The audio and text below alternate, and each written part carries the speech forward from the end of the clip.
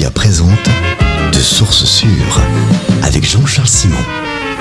De Sources Sûres avec Jean-Charles Simon. Bonjour mon cher Jean-Charles. Bonjour Philippe. Vous avez l'air catastrophé ce matin, je me trompe, qu'est-ce qui se passe ?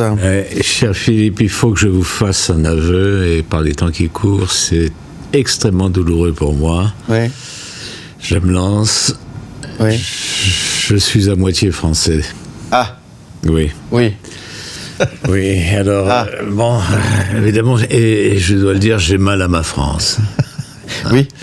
Donc c'est terrifiant ce comprends. qui se passe. Les dirigeants semblent incapables, les députés impuissants, le pays croule sous les dettes, la faillite est proche, la guerre civile menace.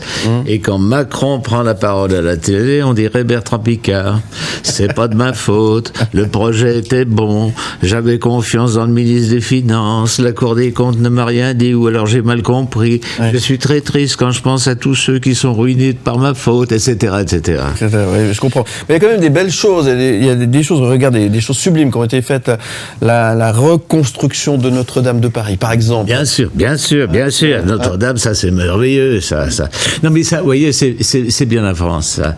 Les Français, quand ils veulent, ils peuvent vous reconstruire une cathédrale en 5 ans, plus belle qu'avant, mais en même temps, ils sont incapables de retrouver le type qui a jeté le mégot, qui a fichu le feu. Ouais.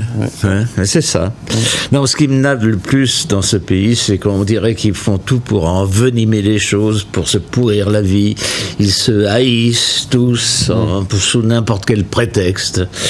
Tenez, prenez Marine Le Pen. Bon, moi, ça ne me viendrait pas à l'idée de voter pour elle, mais il y a des millions de citoyens qui veulent le faire, et c'est leur choix. Ah oui, c'est leur choix. Chez nous, il y en a bien qui votent pour Roger Nordman. Hein. Alors, pour empêcher qu'elle se présente aux élections, on lui cherche des poux dans la tête, parce qu'elle aurait détourné de l'argent public pour que ses assistants parlementaires lui servent de chauffeur. La belle affaire. Les Français, il ferait mieux de prendre exemple sur nous. C'est pas chez nous qu'on se pourrirait le consensus avec ces détails. Vous avez lu cette récente enquête du Blick ? Non. Chez nous, de nombreux parlementaires fédéraux reçoivent 33 000 francs par an exonérés. Exonérés, Ça ne vaut pas pour moi, ça.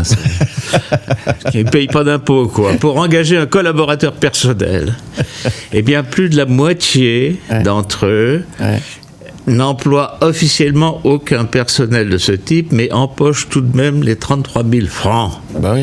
Est-ce qu'on leur fait un procès pour ça ? Est-ce que ça nous pose le moins de problèmes ? Voulez-vous que je vous dise, Philippe ? Dites-moi. Une démocratie apaisée, ça mérite une certaine souplesse. Petite dernière. Merci Jean-Charles. Oui, alors, petite dernière pour démarrer la semaine. Oui, parce que ce week-end, a été marqué par la chute du régime de Bachar al-Assad. Tout le monde se réjouit, enfin, peut-être pas trop vite, parce que celui qui va lui succéder est quand même djihadiste, mais enfin bon. Et puis on s'est demandé pendant des heures où était passé Bachar al-Assad. Alors, de sources sûres, je peux vous confirmer qu'il est actuellement en Russie, qu'il habite une villa dans les alentours de Moscou, et qu'il a comme colocataire, le syndic de Vevey. De sources sûres. De sources sûres. Merci Jean-Charles.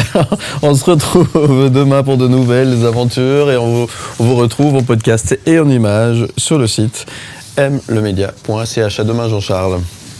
M le Média présente De Sources Sûres avec Jean-Charles Simon. Où tu veux, comme